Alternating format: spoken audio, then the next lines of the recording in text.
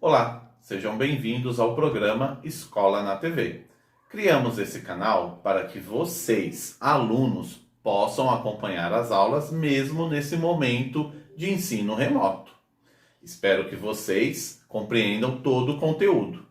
É a educação de Jaguariúna mais perto de você.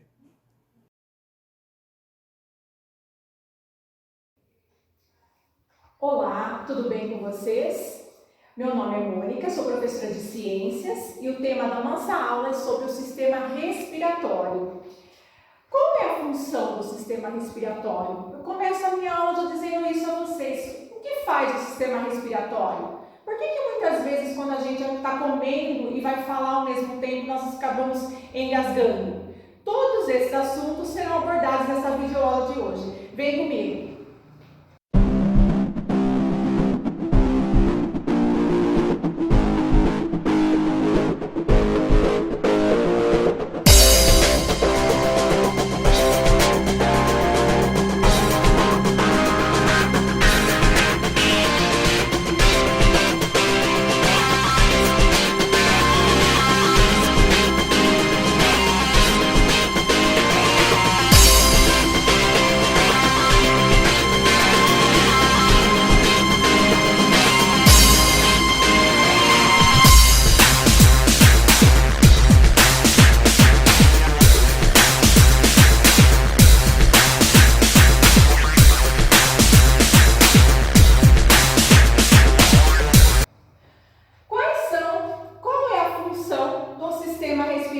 O sistema respiratório ele tem a função de permitir as trocas gasosas do corpo com o meio externo. Quais são esses gases que estão envolvidos na respiração? Nós temos o gás carbônico, que é o dióxido de carbono, e o gás oxigênio. Bom, vamos lá então. Quais são as estruturas que estão relacionadas ao sistema respiratório? Nós temos então as cavidades nasais, faringe, laringe, traqueia, brônquios, bronquíolos e os alvéolos pulmonares.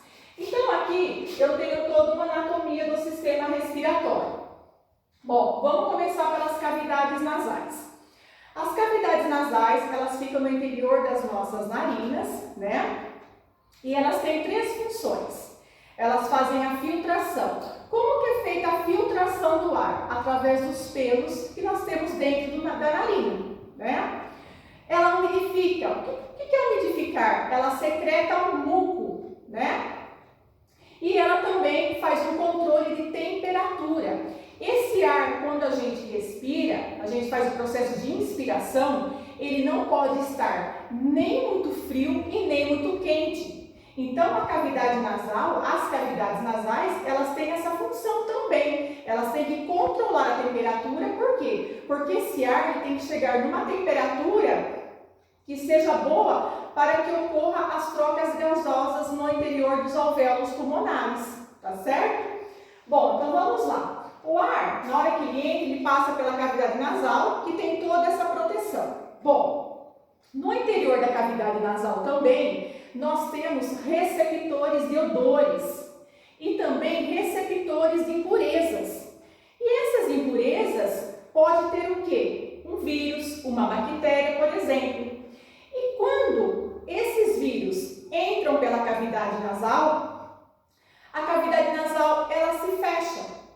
Na hora que ela se fecha, é quando nós ficamos com o nariz entupido, né? Fala, tá com o nariz entupido. Por quê? Porque a cavidade nasal, ela se fechou como um meio de defesa para que esse micro-organismo não adentre mais ao sistema respiratório. Então, esse muco que também a cavidade nasal fabrica, também é uma proteção, porque na hora que esse ar entra, que esse ar está poluído, os pelos vão fazer a filtragem e esse muco, ele limpa a cavidade nasal, que no caso é a sujeira do nariz que sempre está limpando, né? Bom, passou o ar da cavidade nasal, o ar passa pela cavidade nasal e desce na faringe. A faringe tem a garganta, a faringe aqui logo embaixo, né? Bom, a faringe, ela tem a função de conduzir o ar até a laringe, tá certo? Bom, na hora que passa o ar na faringe, na faringe tem uma estrutura chamada de epiglote. Qual é a função da epiglote? É aí que entra o assunto que eu comentei no início da nossa aula. Por que a gente engasga? O que acontece? A epiglote, ela tem a função de impedir que o alimento, quando você engole, que esse alimento não caia no sistema respiratório, não caia aqui na traqueia. Esse alimento ele tem que cair no esôfago. Então, na hora que você está comendo, na hora que vai descer o alimento, a epiglote se fecha para que o alimento desça para o esôfago, não caia na traqueia, que é o sistema respiratório. Mas o que acontece? Quando você fala ao mesmo tempo e come, a epiglote ela não consegue se fechar por completo. E aí o alimento acaba caindo na traqueia e vai para o aparelho respiratório. E aí que você acaba engasgando. Isso, né, é muito sério. Então, por isso, quando a gente está se alimentando, a gente tem que se alimentar e não falar ao mesmo tempo, tá certo? Voltando.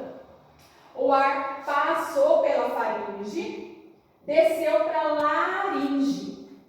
Só relembrá-los, pessoal, que a faringe ela faz parte tanto do sistema digestório quanto do respiratório.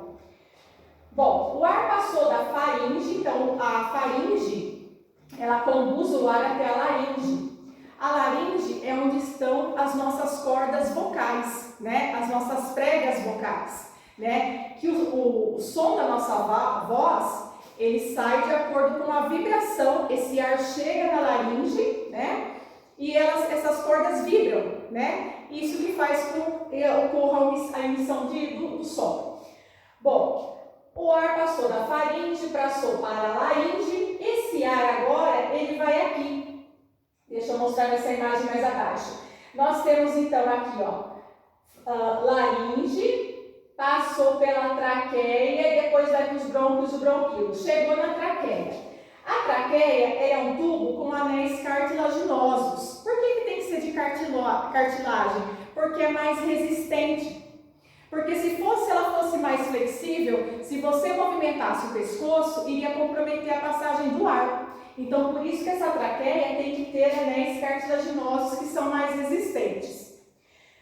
Tanto a traqueia, os brônquios e os bronquíolos, eles têm essa função de condução do ar, né? E aí, o que acontece na traqueia? A traqueia, toda essa região da traqueia, brônquios e bronquíolos, eles também secretam muco. E na traqueia tem os cílios que fazem esse movimento. Por quê? Quando às vezes algum micro-organismo ele consegue passar pela cavidade nasal e chega na traqueia, o que acontece? A traqueia, ela reconhece que é um micro-organismo, né? Um corpo estranho, ela vai bater os cílios, fazer esse movimento para que a gente expulse esse micro-organismo do nosso corpo. Como que a gente expulsa? Através da tosse, tá? Então, a tosse é um mecanismo de defesa do organismo para expulsar aquele agente patogênico, né, que acabou entrando dentro do aparelho respiratório. Bom, aí desceu da traqueia, vai pelos brônquios, né? Aqui, ó, os brônquios são a traqueia se bifurca, né? E aí tem os brônquios, dois brônquios. Aí os brônquios e bronquíolos, toda essa região aqui, também secretam muco, né? Esse muco é que nós chamamos popularmente de catarro. O ar passou pela traqueia, ele vai chegar nos brônquios.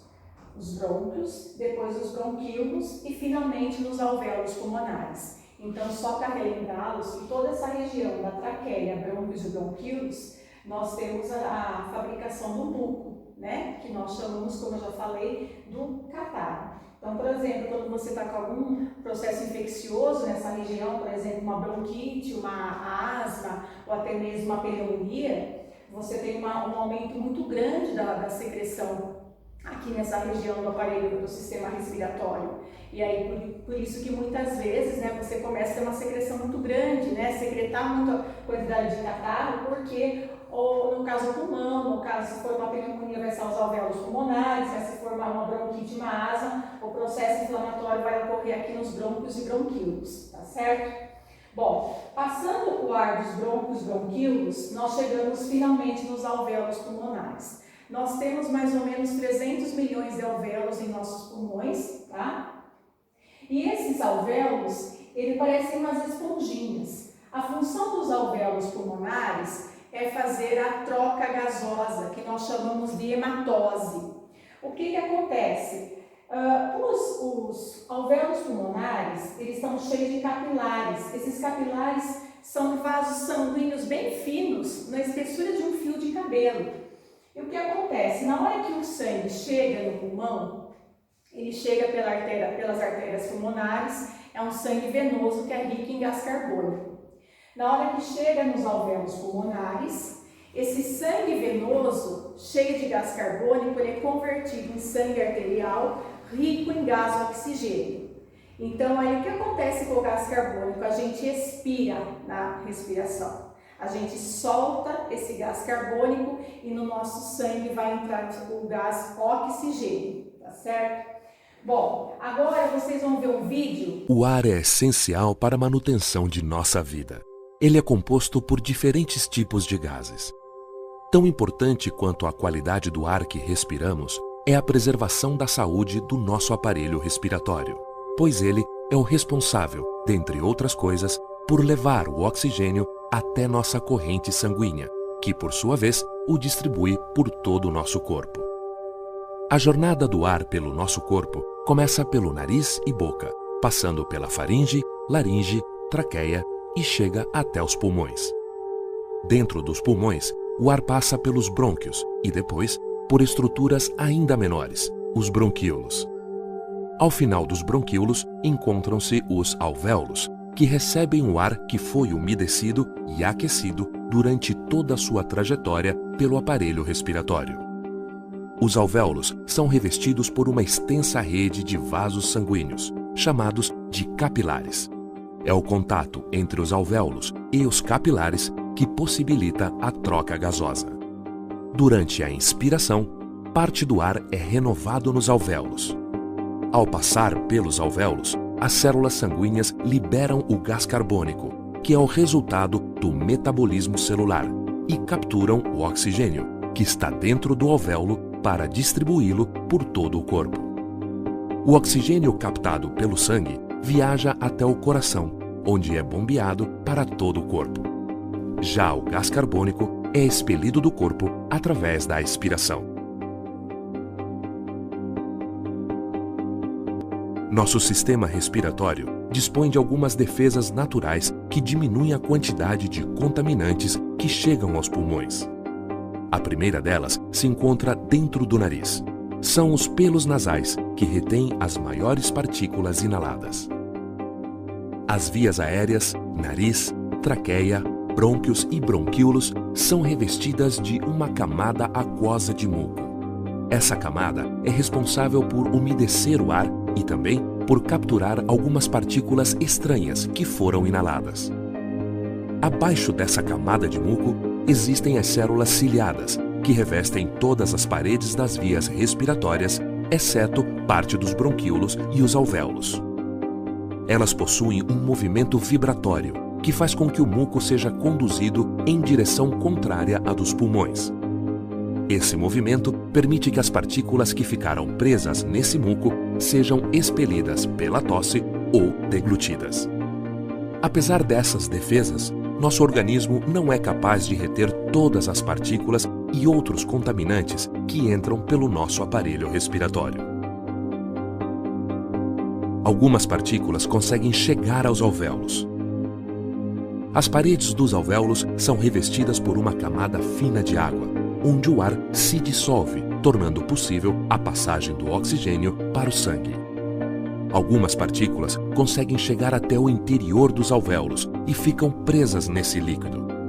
Parte delas são dissolvidas e passam para o sangue. Outra parte não se dissolve e é atacada por um grupo de células chamado macrófagos. Os macrófagos atacam essas partículas com o objetivo de dissolvê-las quimicamente. Entretanto, algumas poeiras ou fumos metálicos, dependendo da sua natureza química, não são dissolvidos nem pelos macrófagos. Nesses casos, os macrófagos fazem um revestimento nessas partículas, que ficam permanentemente presas à parede alveolar. Parte do espaço utilizado para a troca gasosa fica, agora, obstruído com a presença dessas partículas recobertas. Com o passar do tempo e com a exposição contínua a um ambiente contaminado, o número de partículas presas permanentemente à parede do alvéolo aumentará, reduzindo a capacidade de troca gasosa e de respiração. Outro tipo comum de partículas sob as quais muitos trabalhadores ficam expostos são as névoas. Elas são geradas na pintura em spray, na pulverização de agroquímicos ou outros processos que rompem um líquido em pequenas gotículas, que ficam suspensas no ar e podem ser inaladas pelo trabalhador. Em alguns casos, essas gotículas emitem vapores que podem ser absorvidos pelo trato respiratório, isto é, desde a mucosa do nariz, garganta até os pulmões. Nesses casos, os macrófagos nada podem fazer para proteger o seu organismo contra essas substâncias.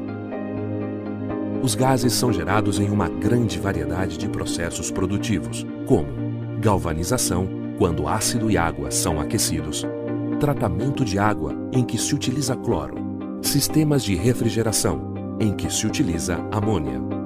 Quando esses gases atingem os pulmões, grandes danos são causados.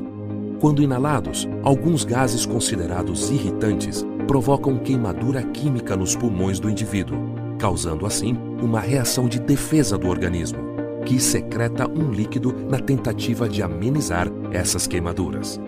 Esse processo é chamado de edema agudo e pode levar rapidamente a pessoa à morte, por impedir a troca de oxigênio nos alvéolos. Existem outros gases, como o gás carbônico, o metano e o gás de cozinha, o GLP, que, embora não sejam irritantes, podem levar à morte por asfixia, pois, quando estão em grande concentração, ocupam todo o espaço do oxigênio no ambiente.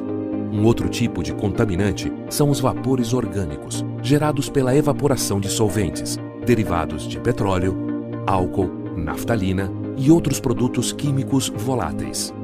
Esses produtos, após passarem pelo sistema respiratório, chegam ao pulmão e são absorvidos rapidamente pelo sangue. Na corrente sanguínea, essas substâncias passam pelo fígado e são distribuídas para outros órgãos ou sistemas, podendo atingir o sistema nervoso central, os rins, os ossos e outras partes do corpo humano. Algumas dessas substâncias provocam a narcose, com efeitos semelhantes à embriaguez, que é causada pela ingestão de bebidas alcoólicas e podem provocar lesões no cérebro. Muitas vezes, os efeitos à saúde gerados pela inalação de agentes químicos, como poeiras, névoas, fumos, gases e vapores, demoram a aparecer e, quando isso ocorre, pode ser muito tarde. Alguns desses efeitos são irreversíveis. Agora, você já conhece os principais efeitos causados à saúde pela exposição a ambientes contaminados.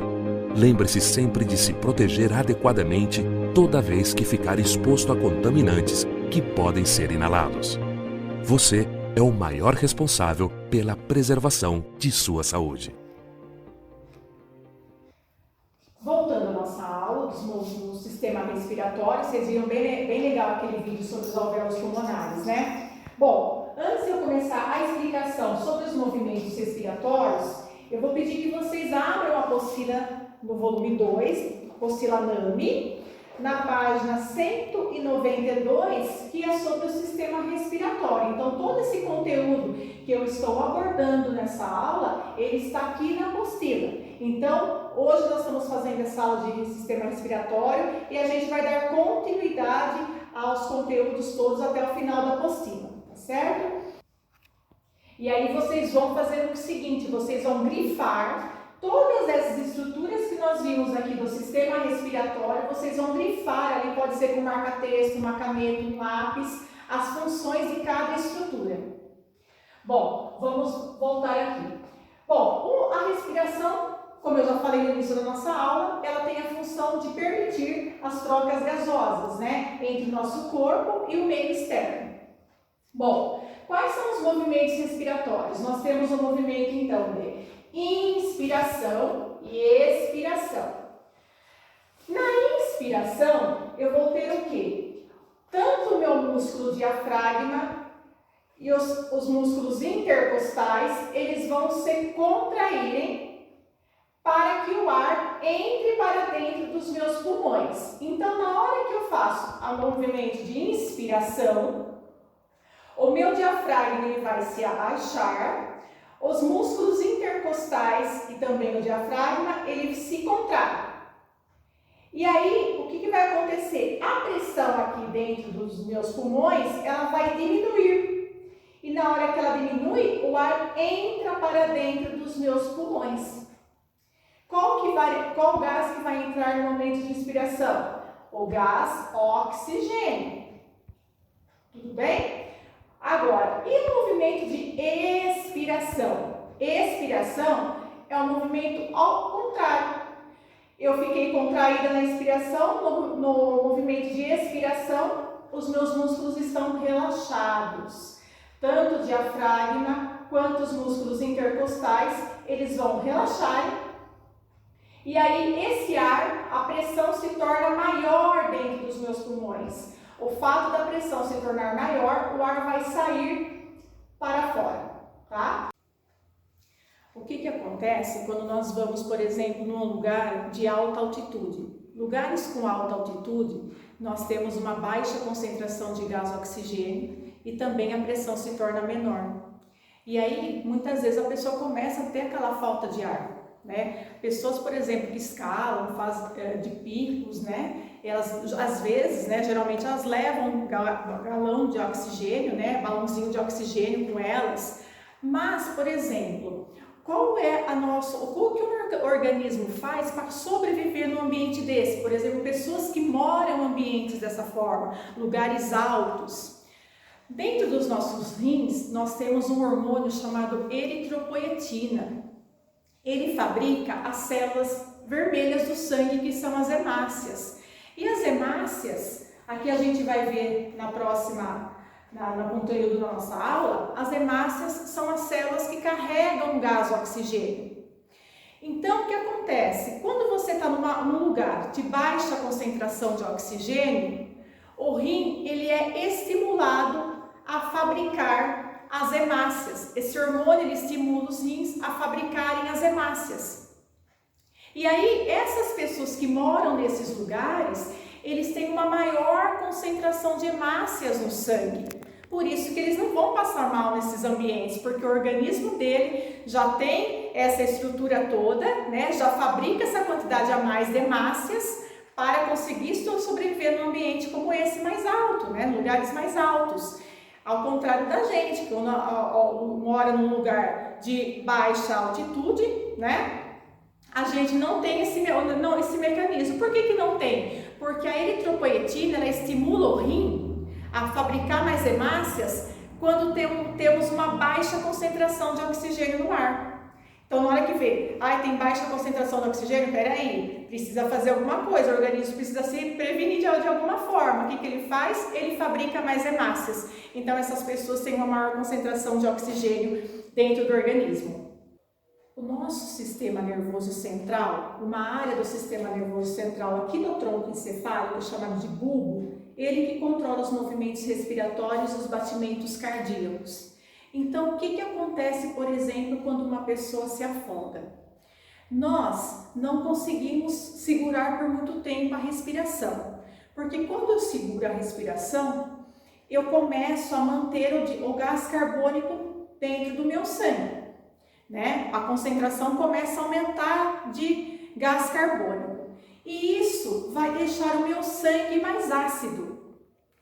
E quando o meu sangue está muito ácido, o bulbo, que é essa região do tronco encefálico aqui do sistema nervoso central que controla os movimentos respiratórios, eles têm receptores. E esses receptores levam a informação até ele que o corpo está com muito gás carbônico, que precisa eliminar de alguma forma. E qual que é a maneira que o bulbo encontra? Ele manda a informação para o músculo diafragma, que o músculo diafragma tem que fazer o quê? Relaxar. Ele tem que expirar. Então, por isso que a gente não aguenta ficar tanto tempo com segurar a respiração. Porque a gente aumenta a concentração de gás carbônico no nosso sangue, isso vai deixar o sangue mais ácido, essa informação é levada até o bulbo, que ele manda a informação para o diafragma que ele precisa relaxar. Então, por exemplo, uma pessoa se afoga, né? Ela não vai conseguir segurar por muito tempo a respiração. E aí o que acontece? O diafragma vai relaxar, ela vai expirar e na hora que ela expira, a água entra para dentro dos pulmões. Então, por isso que a gente não consegue segurar por tanto tempo a respiração, porque o nosso sangue começa a ficar muito ácido. Por isso que quando a gente está numa atividade metabólica, está correndo, né, fazendo bastante atividade física, você começa a fazer esse movimento para expirar rápido. Por quê? Porque a concentração de gás carbônico está muito grande no sangue. E aí, na hora que você relaxa, você senta, você começa a expirar esse gás carbônico, o bulbo entende, né, que a concentração de gás carbônico está baixando. E aí, você tranquiliza. Tudo bem? Bom, então vamos lá. Como eu já comentei com vocês, os alvéolos pulmonares, é neles que ocorre a troca gasosa. O sangue venoso, que vem pelas artérias pulmonares ao pulmão, sangue venoso, que é rico em gás carbônico, ele vai ser transformado em gás oxigênio. Lembrando, pessoal, que vocês já viram sobre a respiração celular quando vocês aprenderam a parte de células. A respiração celular, qual gás que a mitocôndria realiza o processo de respiração celular? O gás oxigênio. Então, na respiração celular, a mitocôndria ela utiliza o gás oxigênio, que está ali no sangue, mais a glicose nos nossos alimentos. E o que ela produz? Ela produz gás carbônico, vapor de água e energia para as nossas células. Tudo bem? Bom, como eu comentei com vocês aqui, a hemoglobina. A hemoglobina ela é uma proteína que ela transporta o gás oxigênio e uma pequena parcela do gás carbônico, tá? Ela transporta também o gás carbônico, mas em pequena concentração. Mas, Mônica, quem que transporta o gás carbônico então? O gás carbônico ele é transportado no plasma sanguíneo. A maior concentração do transporte de gás carbônico é feito pelo plasma. Bom, a hemoglobina, então, ela é essa proteína que ela é responsável no transporte do gás oxigênio na célula. Quando essa hemoglobina ela se liga ao gás oxigênio, ela forma um composto chamado de oxihemoglobina. Ele é um composto instável. O que é um composto instável? Uma ligação fraca entre eles. Por que é uma ligação fraca? Para que o oxigênio se solte com mais facilidade dentro da célula. A hemoglobina com o dióxido de carbono, né? CO2, eu coloquei um lembrete aqui embaixo, é o dióxido de carbono, que nós chamamos popularmente de gás carbônico. Essa ligação da hemoglobina com o dióxido de carbono, nós chamamos de carbohemoglobina, que também é uma ligação fraca, para que também ocorra esse mesmo processo, que esse gás carbônico, ele se solte mais rápido da célula, da hemoglobina. A ligação da hemoglobina com o monóxido de carbono, essa que é muito perigosa. O monóxido de carbono, ele é liberado na queima dos combustíveis fósseis, qualquer tipo de queimada. E o que acontece?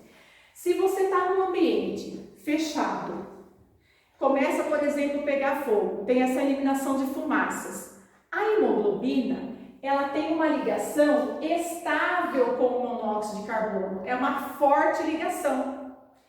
O que ela faz na presença do monóxido de carbono? Ela joga o oxigênio para fora e ela pega o monóxido de carbono para ser transportado. E aí, por isso que a pessoa fica com asfixia. Por quê? Porque na presença do monóxido de carbono, ela não vai transportar o gás oxigênio, ela vai transportar o monóxido de carbono. E por isso que a pessoa fica com essa asfixia e às vezes leva ao óbito.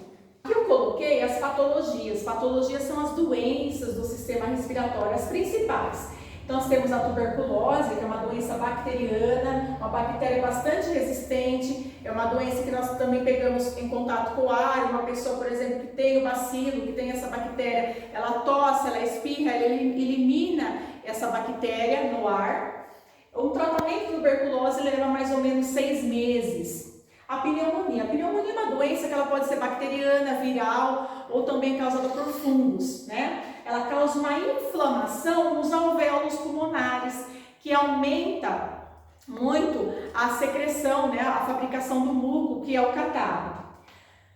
Enfisema pulmonar, muitas pessoas que têm enfisema foram pessoas fumantes. É uma doença que nós chamamos de DPOC, doença pulmonar obstrutiva crônica. Por quê? Porque ela não tem cura.